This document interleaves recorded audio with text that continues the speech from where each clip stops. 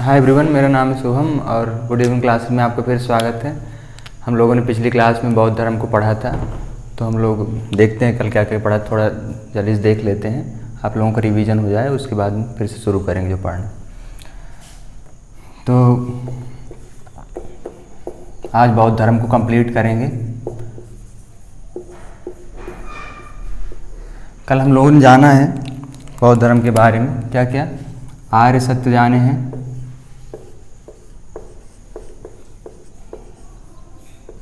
है ना। दूसरा हम लोगों ने आर्य अष्टांगिक मार्ग देखा है।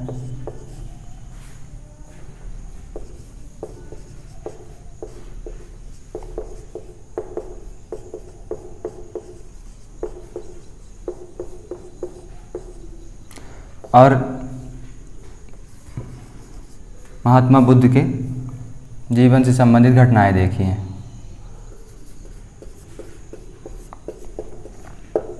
तो आर्य सत्यों में हम लोगों ने जाना कि 4 आर्य सत्य थे, है ना। दुख था, दुख निरोध था, दुख निरोध की प्रथा थी और दुख निरोध का मार्ग था। आर्य अष्टांगिक मार्ग में हम लोगों ने 8 मार्ग पढ़े हैं, दुख निरोध के मार्ग हैं ये आर्य अष्टांगिक मार्ग, और घटनाएं देखी हैं कि बुद्ध के जन्म से संबंधित घटनाएं, उनसे जुड़े हुए लोगों से संबंधित घटनाएं, ये सब चीज़ें देखी हैं। आज हम लोग आगे पढ़ेंगे, है ना। तो सबसे पहले हम लोग आज पढ़ेंगे बौद्ध संगतियाँ। बौद्ध संगतियाँ।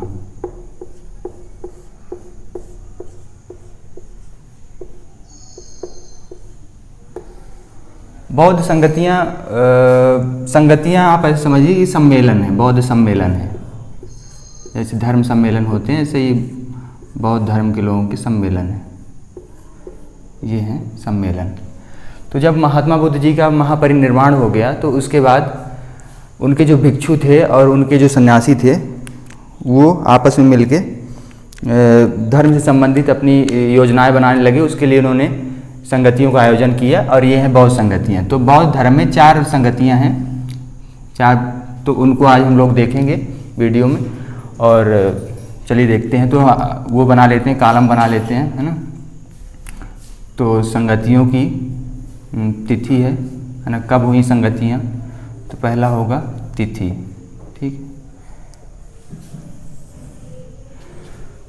दूसरा होगा स्थान, कहाँ पर हुई है, ठीक है। आप लोग नोट करते रहिएगा। तीसरा है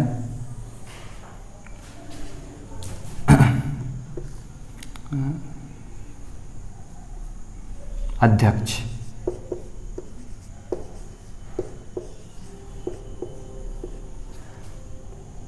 है ना।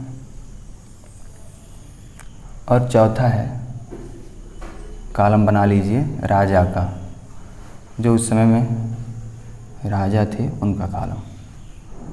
और एक और कॉलम बना लीजिए विषय का, है ना। ये 5 कॉलम बना लेते हैं हम।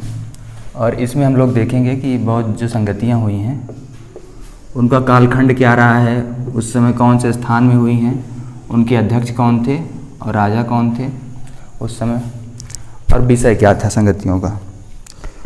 तो सबसे पहले हम देखते हैं पहली बौद्ध संगति, है ना।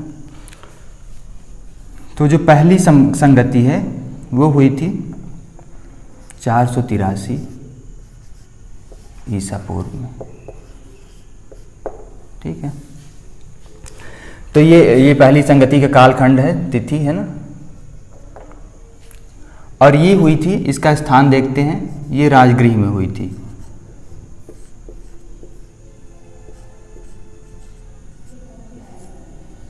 ये राजगृह में तिथि हुई थी, सॉरी, ये राजगृह में संगति हुई थी, सम्मेलन हुआ था, है ना। और इसके राजा थे महाकाश्यप, सॉरी, अध्यक्ष थे महाकाश्यप, ठीक है। महाकाश्यप ये बुद्ध के शिष्य थे। बुद्ध का जब परिनिर्वाण हो गया तो ये अध्यक्ष थे पहली बौद्ध संगति के। और उसके बाद हम लोग देखेंगे राजा। राजा थे अजातशत्रु।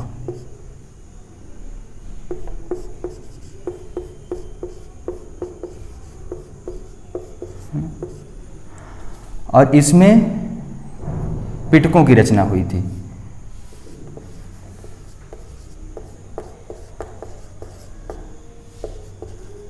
ठीक है, तो ये हम लोग देख रहे हैं कि पहली जो बौद्ध संगति हुई थी वो हुई थी वैशाली में, सॉरी राजगृह में, और ये इसका कालखंड था 483 ईसा पूर्व।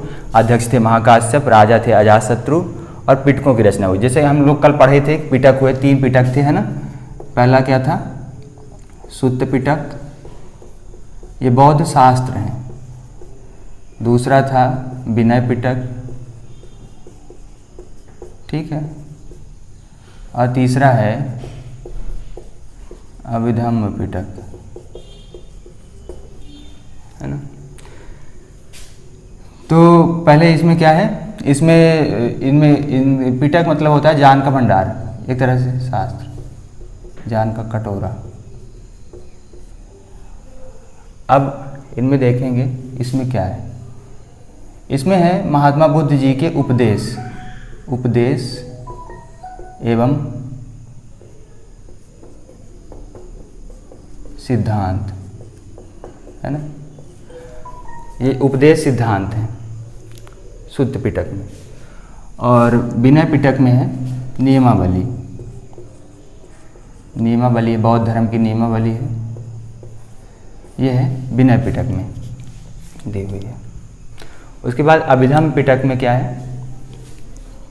अभिधम्म पिटक में है धार्मिक व्याख्या, धार्मिक व्याख्या, है ना। तो ये चीज़ें दी हुई हैं। तो ये 3 पिटक हैं, ये बौद्ध शास्त्र हैं। ये पूछता है एग्जाम में, इसको आप अच्छे से याद रखिएगा। तो पहला है सुत्त पिटक, दूसरा है विनय पिटक, तीसरा है अभिधम्म पिटक, ठीक है। और इसमें ये एक चीज़ और बता दें, इसमें क्या है, निकाय है। इसमें 5 टोटल निकाय हैं। तो एक अगंतुर निकाय है, अगंतुर निकाय, तो उसमें 16 महाजनपदों का उल्लेख मिलता है। ये एग्जाम में पूछा जाता है, 16 महाजनपदों का उल्लेख है।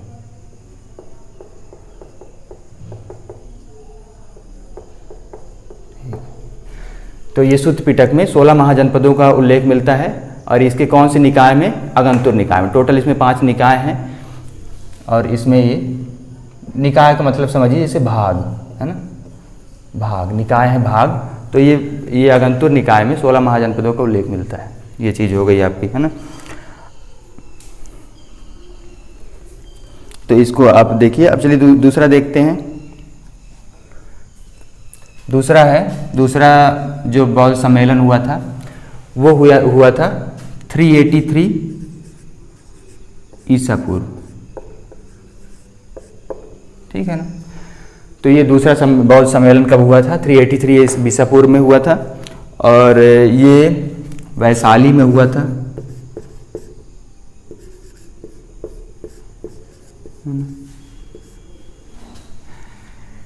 इसके अध्यक्ष थे साल कमीर, इसके अध्यक्ष थे, ठीक है। और राजा था कालाशोक। कालाशोक इसका राजा था, ये हम लोग देखेंगे, ठीक है। तो ये दूसरा जो सम्मेलन हुआ था ये 383 में हुआ था, वैशाली में हुआ था। साल कमीर इसके अध्यक्ष थे, और ये राजा थे उस समय कालाशोक, और ये विषय। इसको आप नोट करते रहिएगा।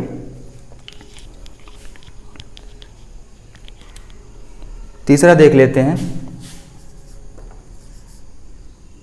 252-51 ईसा पूर्व में ये सम्मेलन हुआ था, है ना।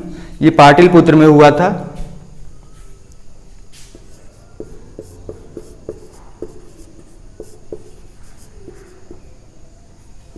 पाटलिपुत्र,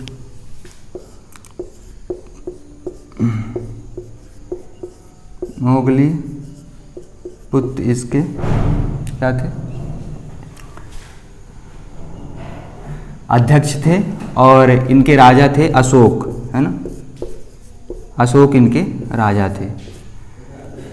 तो ये हम लोग देखेंगे, ये मोगली पुत्र इनके अध्यक्ष थे, ये बौद्ध धर्म के उस समय ये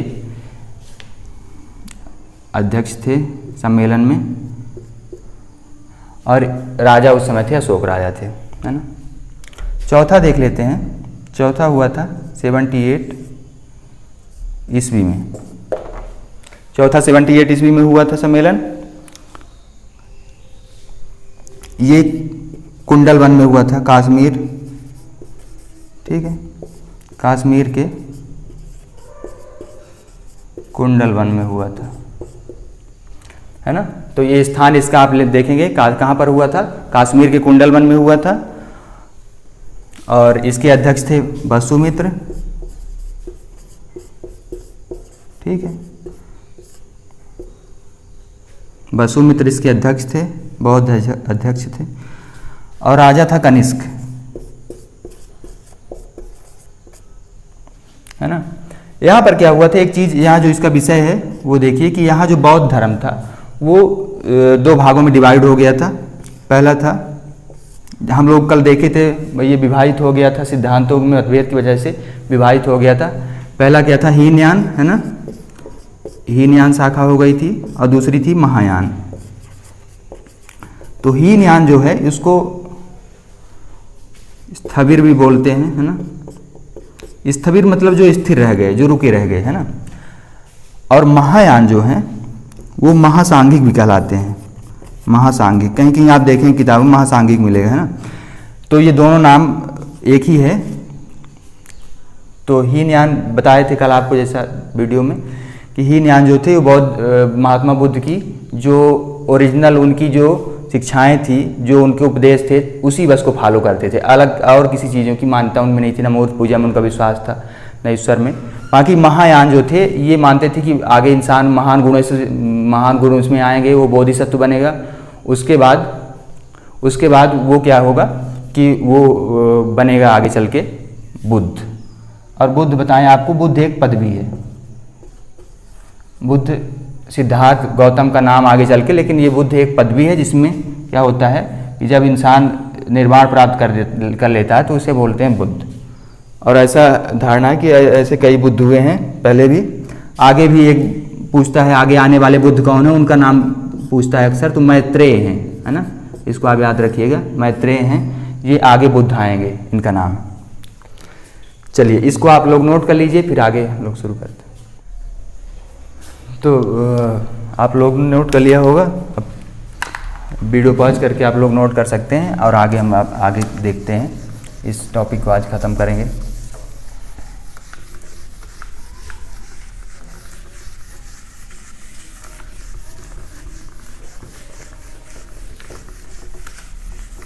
अब चलिए कुछ और चीज़ें देख लेते हैं, जैसे उपसंपदा परीक्षा।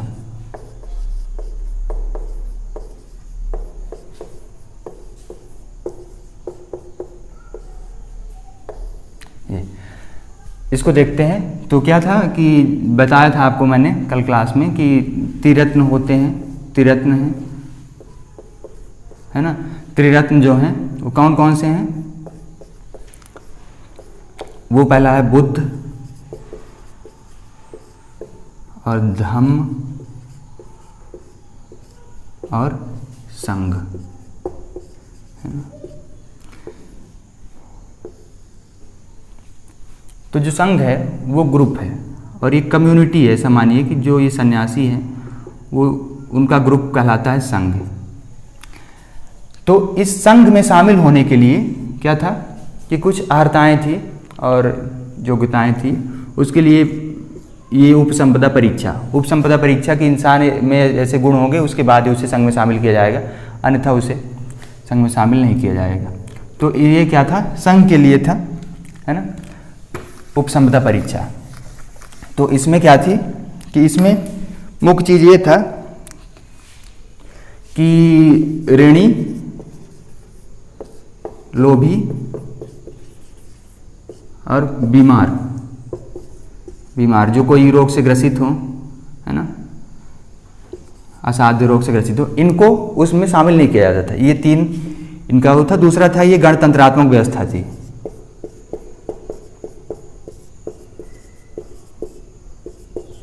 है ना। तो ये 2 चीजें हो गई इस उपसंपदा परीक्षा में, ठीक है ना। तो ये उपसंपदा परीक्षा पूछ लेता है कि उपसंपदा परीक्षा तो ये बौद्ध धर्म से संबंधित है, संघ में शामिल होने के लिए की जाती थी, है ना। चलिए और आगे बढ़ते हैं और हम लोग अब चलिए बुद्ध पूर्णिमा, बुद्धों के प्रसिद्ध त्यौहार है ये बुद्ध पूर्णिमा, है ना, बुद्ध पूर्णिमा। तो ये इस दिन क्या हुआ था, महात्मा बुद्ध जी का जन्म हुआ था और उनको ज्ञान की प्राप्ति हुई थी।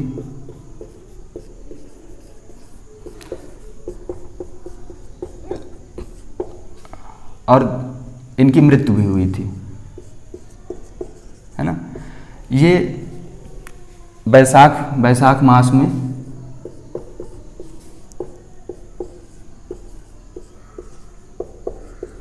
वैशाख मास की पूर्णिमा, है ना, ये बुद्ध पूर्णिमा है। ये बौद्ध धर्म में सबसे पवित्र त्यौहार के रूप में माना जाता है इसको। तो इसको आप लोग नोट कर लीजिए। ये आप वीडियो पॉज करके भी नोट कर सकते हैं।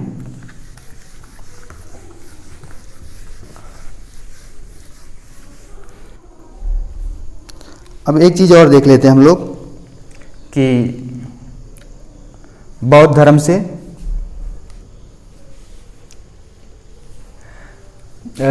से जो प्रभावित थे राजा, है ना, ये पूछता जाता है कि कौन कौन से राजा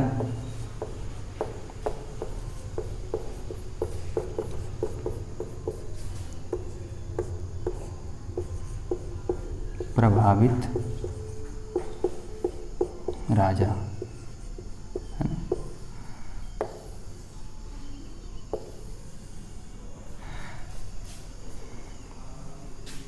ठीक है, तो पहला है बिंबिसार, ठीक है। दूसरा है प्रसेनजीत,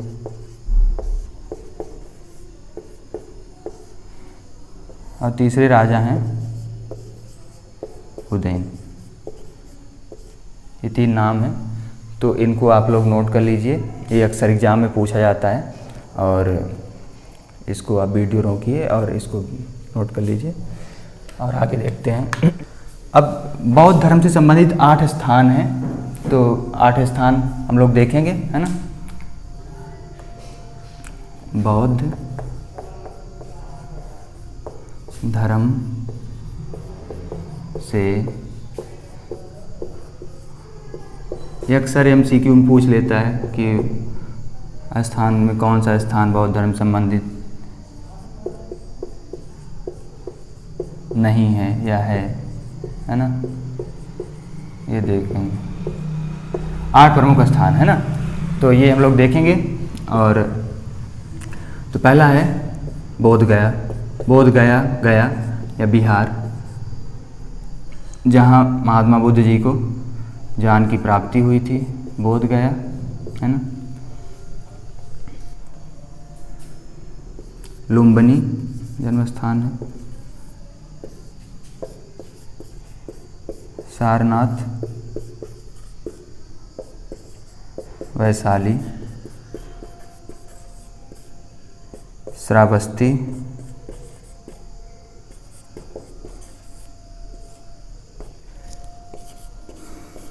राजगृह, है ना।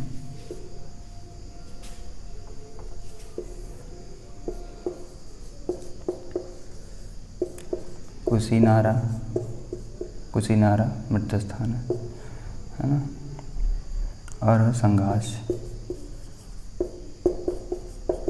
कितने हुए? ये 8 स्थान। ये 8 प्रमुख स्थान हैं बौद्ध धर्म संबंधित। ये अक्सर ही पूछे जाते हैं नाम इनके, तो आप लोग इनको देख लीजिए।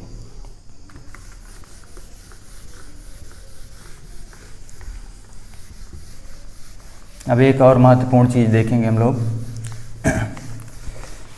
बौद्ध धर्म की हिंदू धर्म से समानताएं और असमानताएं। ये आखिरी टॉपिक रहेगा, इसके बाद ये टॉपिक ख़त्म हो जाएगा। तो देखिए, बौद्ध धर्म की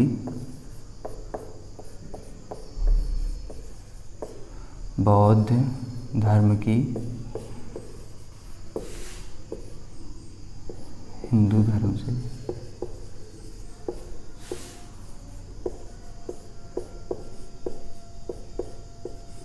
समानताएं एवं असमानताएं।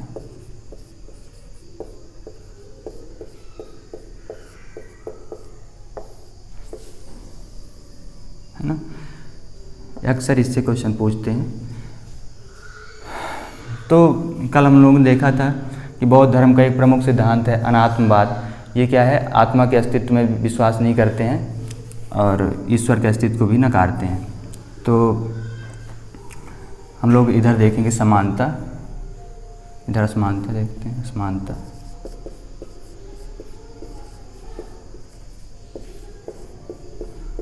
और इधर देख लेते हैं समानता, है ना। ये देखो, तो समानता, असमानता और समानता हिंदू धर्म से, ये अक्सर प्रीलिम एग्जाम में भी पूछा जाता है और मेंस में भी ये टॉपिक है ना। तो इसको असमानता किस टॉपिक में थी। तो पहला था कि हिंदू धर्म में वेदों को अपौरुषेय माना जाता है। अपौरुषेय मतलब ये था कि ये इंसानों के द्वारा रचित नहीं हैं, ये देवताओं के द्वारा रचित हैं। तो बौद्ध धर्म वेदों को अपौरुषेय नहीं मानता, वो मानता है कि ये इंसानों द्वारा रचित है ना। तो वेदों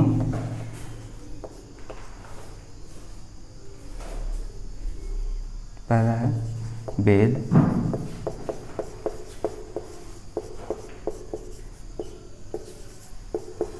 है ना,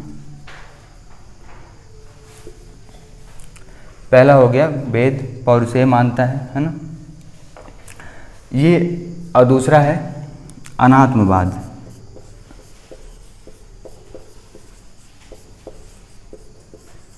हिंदू धर्म में आत्मा का कॉन्सेप्ट है, जबकि बौद्ध धर्म में आत्मा का कॉन्सेप्ट नहीं बताया गया, अनात्मवाद, है ना।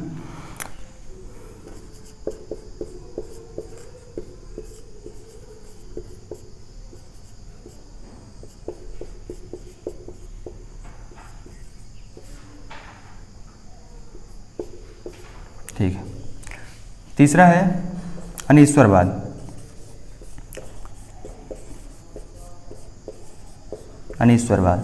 अनीश्वरवाद है कि ईश्वर के अस्तित्व को न मानना। ये कहीं पारलौकिक सत्ता के अस्तित्व को, कि अलग से ईश्वर का अस्तित्व है, उसे नकारते हैं। तो बौद्ध धर्म की हिंदू धर्म में सिद्धांतों में यहाँ पर असमानताएं देखी जाती हैं ना। तो ये एक टॉपिक हो गया। दूसरा हो गया अनीश्वरवाद। तो ये 3 प्रमुख हैं जहाँ पर हिंदू धर्म और बौद्ध धर्म में असमानताएं हैं। चलिए हम लोग अब समानताएं देखते हैं, क्या क्या समानताएं हैं। तो पहला हो गया, ये कर्म के सिद्धांत को मानते हैं।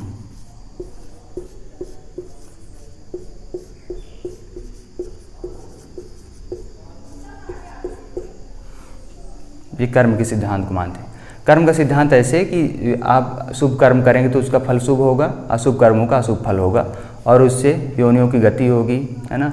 उससे मनुष्य योनि मिलेगी और कई तरह की योनियाँ हैं, तो उनमें गति होगी। तो ये कर्म के सिद्धांत में हिंदू धर्म में और बौद्ध धर्म में समानताएं हैं।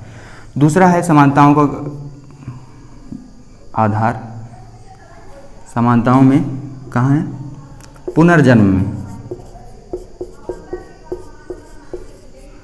पुनर्जन्म में समानता, पुनर्जन्म में आस्था। जिस तरह हिंदू धर्म में पुनर्जन्म में आस्था की जाती है, उसी तरह बौद्ध धर्म में पुनर्जन्म में आस्था है। तो यहाँ पर भी ये दोनों सिद्धांत जो हैं तो वो मिलते हैं दोनों धर्म में। तो ये आपने समानताएं देखी किसी टॉपिक में है, और ये असमानताएं हैं। तो असमानताएं कहाँ के? वेद अपौरुषेय नहीं है, मतलब ये इंसानों द्वारा रचित हैं, तो यहाँ पर ये असमानता है। दूसरा अनात्मवाद, ये आत्मा के अस्तित्व को नहीं मानते हैं, है ना, तो यहाँ पर ये असमानता, दूसरी असमानता है। और तीसरा अनीश्वरवाद, ये मानते हैं कि ईश्वर का अलग से पृथक कोई अस्तित्व नहीं है। और तीसरा है समानता, तो ये दूसरा है समानता। समानता में देखिए कर्म का सिद्धांत, ये मानते हैं कि कर्म जैसे आप कर्म गति करेंगे, आपकी गति भी शुभ कर्मों की शुभ गति, अशुभ कर्मों की अशुभ गति होगी, इसलिए अच्छे कर्म करने चाहिए, है ना। और कल भी हमने देखा था कि बोधिसत्व उनको मानते हैं जो अच्छे कर्म कर करके, करुणा करके, है ना। तो इस तरह इनका भी कॉन्सेप्ट, कर्म में विश्वास रखते हैं ये, तो ये कर्म का सिद्धांत मानते हैं। पुनर्जन्म में आस्था भी इनकी है। तो ये समानताएं असमानताएं, इसको आप वीडियो पॉज करके इसको आप नोट कर सकते हैं। अब चलिए एक चीज़ और देख लेते हैं लास्ट में, छोटा सा। दो नदियां हैं, वो महात्मा बुद्ध के जीवन संबंधित है, तो उनको देख लेते हैं। अक्सर प्रीलिम एग्जाम में उसको पूछते हैं, है ना। तो पहली नदी का नाम है हिरण्यावती, और दूसरी नदी का नाम है निरंजना, है ना। तो इनकी घटना क्या है देखिए। तो हिरण्यावती की नदी के किनारे महात्मा बुद्ध जी का महापरिनिर्वाण हुआ था, मतलब उनकी मृत्यु हुई थी। तो इसलिए इस नदी को जानते हैं। ये नदी कहाँ पर है? मृत्यु स्थान क्या है? कुशीनारा, तो यहीं पर ही नदी भी है। कुशीनारा उत्तर प्रदेश में स्थान आता है, है ना। तो यहाँ पर ये हो गई।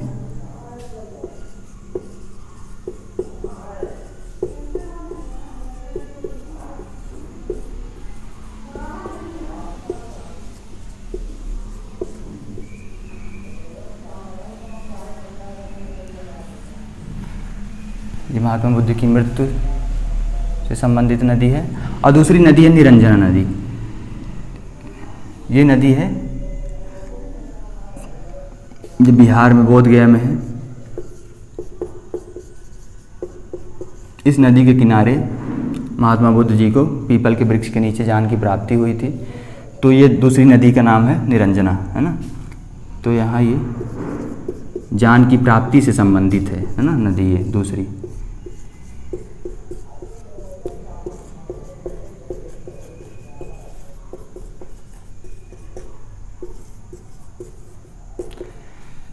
तो ये दो नदियाँ हो गई। अब हम लोग ये बौद्ध धर्म का टॉपिक यहीं पर ख़त्म करेंगे, और अभी इसके बाद जैन धर्म देखेंगे। जैन धर्म के बाद हम लोग इसके एमसीक्यू सॉल्व करेंगे, तो आप लोगों का पूरा कॉन्सेप्ट क्लियर हो जाएगा। तो चलिए वीडियो में यहीं पर ख़त्म करते हैं। धन्यवाद आपका।